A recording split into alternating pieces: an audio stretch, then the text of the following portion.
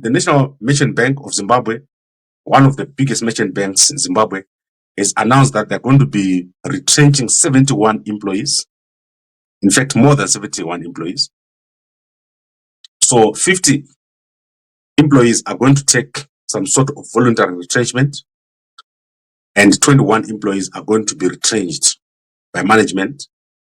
And so far, the Zimbabwe banking sector has retrenched 533 employees since January. So in the past, since the beginning of this year, they've retrenched 533 employees. Massive unemployment in Zimbabwe taking place because of the current economic environment.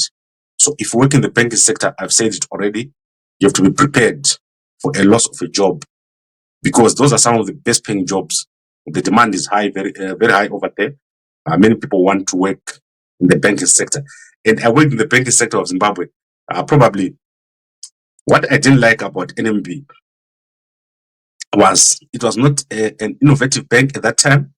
I know that they improved the innovation with their online offering, and also being the one bank that was offering bank US dollar withdrawals. But it was never a big bank. I thought it was almost more of a closed bank. They wanted to focus on their traditional markets. They were not going out into the commercial space. So that is why you see that the retrenchments taking place are currently in the commercial banking unit. I think the merchant side was doing much better than the commercial side. And this bank was set up by Mugabe. Mugabe actually conceptualized the National Merchant Bank of Zimbabwe after certain banks were failing in Zimbabwe.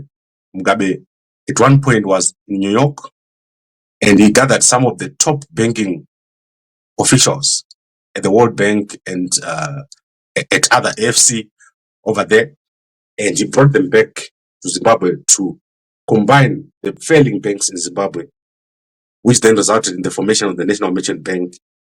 And out of the NMB, most of the bankers who came out of here went on to form their own banks, resulting in a large number of African-owned banks in Zimbabwe. Zimbabwe had some of the best banks, including another Trust Bank and another Century Bank.